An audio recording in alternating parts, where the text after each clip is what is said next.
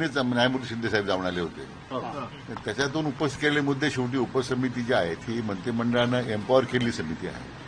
ती निर्णय समितीला घ्यायचे होते आणि म्हणून न्यायमूर्ती शिंदे साहेबांच्या समितीने ज्या गेल्यानंतर चर्चा केल्यानंतर जे मुद्दे उपस्थित झाले त्याच्यावर समितीने गेले 2-3 दिवस मग कायदेशीर मत घेतलं. ॲडव्होकेट शिंदे साहेबांचं मत परत त्याच्यावर त्यांचीही चर्चा केली. माननीय ॲडव्होकेट जनरल साहेबांच्यावर आम्ही चर्चा केली विस्तारानं आणि मग आता तो त्या ज्या कायद्याच्या चौकटीत बसणारा जो प्रस्ताव होता या संदर्भात आपण तयार केलेला आहे. पण तुम्ही स्वतः आता जाणार आहात त्यानंतर देखील कोण कोण शिष्टमंडळात असणार आहे आता तुम्ही जर भेटीला जाणार आहात? आता माझ्या समेत आमचे समिती सदस्य शिवेंद्रराजे भोसले साहेब आहेत, माननीय जयकुमारजी आहेत, गोरे आहेत, माणिकराव कोकटे साहेब ते जॉईन होत आहेत आम्हाला. कारण आता हे सगळ्या अचानक घडामोडी सगळ्या घडल्या आहेत. बाकी मात्र सगळे सन्माननीय मंत्रिमंडळातील सदस्य या सगळ्या प्रक्रियेमध्ये आहेत. गेले 2-3 दिवस काही होते, काही ऑनलाईन होते, पण त्या सगळ्या चर्चेमध्ये त्यांचा सहभाग होता. आणि आमच्या विभागाचे सगळे मग सामाजिक न्याय विभागाचे सचिव किंवा आमच्या विभागाचे सचिव जे म्हणजे उपसमितीचे सदस्य सचिव आहेत ते मग वेगवेगळ्या विभागाचे जे अधिकारी त्या समितीत आपण घेतलेले आहेत ते सगळेच त्या ठिकाणी हजर राहतील. तुम्ही गेल्यानंतर मागे घ्यावं म्हणून मसुद्यात नेमका काय दिलेला नाही, मला वाटतं आपण ती चर्चा आता करण्यापेक्षा एकदा आम्हाला त्यांच्याशी चर्चा करू दे. मला वाटतं ती चर्चा झाल्याच्या नंतर मग तो प्रसिद्ध तो पब्लिक डोमेनमध्ये येणारच आहे. परंतु आम्हाला विश्वास आहे की शासनाच्या या भूमिकेमुळं माननीय जयरंगे पाटील समाधानी होतील अशी आमची अपेक्षा आहे. गंभीर गुन्हे दाखल नसलेल्या मराठा युवकांवरती जे गुन्हे दाखल करण्यात आलेले आहेत ज्याच्यामध्ये जे गंभीर गुन्हे दाखल नसलेल्या युवकांवरचे केसेस जे आहेत त्या मागे घेतल्या जातील असं काही मसुद्यामध्ये मेन्शन केलंय का? या बाबतीमध्ये स्पष्ट भूमिका शासनानं मांडलेली आहे.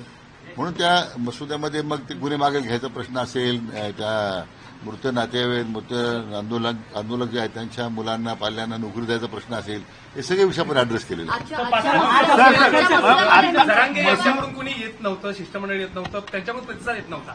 आज यापूर्वी म्हणजे ड्राफ्ट पाठवण्यात आलाय, तुम्ही जाण्याआधी त्यांच्याकडून कुणी आलं होतं का? त्यांनी बाजू ऐकून घेतली का? कारण वारंवार असं होतं की त्यांच्याकडून कुणी येत नाही असं सरकारचं वारंवार म्हणणं. त्यांच्याशी समिती चर्चा झाली नाही, पण त्यांच्या ज्या मागण्या आल्या होत्या आमच्यासमोर पहिलं निवेदन आलं, नंतर न्यायमूर्ती शिंदे साहेबांच्या माध्यमातून काही त्यांचे मुद्दे समोर आले. म्हणून त्या कायद्याच्या प्रक्रियेमध्ये शेवटी बसले पाहिजे. आता हे आपण ताबडतोब काही निर्णय करून जाणं, उद्या त्या कायद्याच्या कसोटीला जर आपण टिकलो नाही तर ते मराठा बांधवांच्या त्यांच्याशी विश्वासघात केल्यासारखं होईल. सर, याला लागूनच प्रश्न जो ड्राफ्ट पाठवलाय त्यांच्या तरतुदी आहेत त्या जर मान्य झाल्या, त्याचा जरांगेने स्वीकारला तर 100% कायद्यात चौकटीत सगळं बसेल काय विश्वास? म्हणून तर वेळ गेला ना.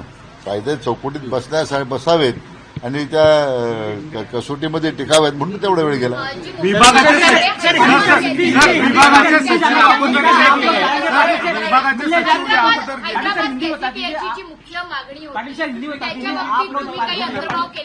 सगळ्या त्यांच्या मागण्यांचा अंतर्भाव त्यात केलेला आहे.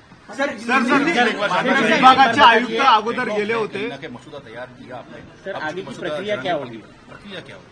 नहीं, अभी उन्होंने जो पिटीशन दिया था सरकार को, उसके तहत हमारे समिति ने न्यायमूर्ति शिंदे जी को वहां भेजा था.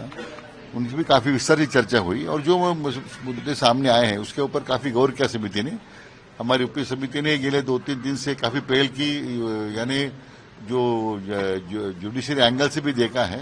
एडवोकेट जनरल भी हमारे साथ उसमें 2 दिन लगातार हमारे साथ बैठे थे और ये पूरा एक मसूदा उसमें अभी तैयार होकर आया है. आप कितना आश्वस्त है इसको लेकर, क्योंकि इससे पहले चर्चा नहीं हुई थी जरांगे पाटिल और सरकार के बीच में? ये पहला शायद अनुभव होगा कि आप जरांगे पाटिल से मिलने जा रहे हैं. नहीं, मुझे हमारा विश्वास, मुझे पूरा विश्वास है कि अतिशय सकारात्मक दृष्टि से सरकार ने ये इस मामले में पहल की है और हमें विश्वास है कि जरांगे पाटिल जी भी सरकार की भूमिका को इसमें स्वीकारेंगे. सर आखिरी सवाल, डेलीगेशन में कौन कौन होगा, मिलने कौन कौन जा रहा है? अभी मेरे साथ हमारे मंत्रिमंडल के जो सदस्य हैं, शिवेंद्रराजे भोसले जी हैं, माननीय जयकुमार जी हमारे विधायक, माननीय राणा जगजीत सिंह हैं, माणिकराव जी आए थे मुंबई में. ये अचानक इतनी हलचल बड़ी हो गई कि सबको बुलाना ठीक, लेकिन आज भी सुबह हमारी जो मीटिंग में सब हमारे मंत्रिमंडल के सहयोगी ऑनलाइन मौजूद यहाँ उपस्थित थे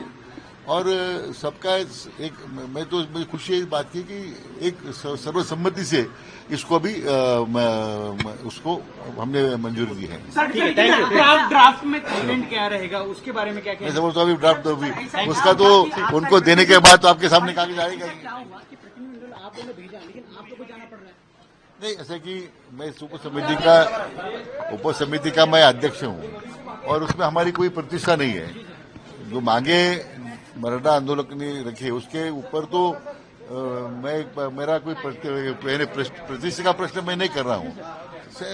अंतिम में लोग अपने अधिकार के लिए लोग आंदोलन कर रहे हैं तो उनको उनके सामने जाना और उनसे बात करना तो मैं तो समझता हूँ एक तो हमारा कर्तव्य बनता है।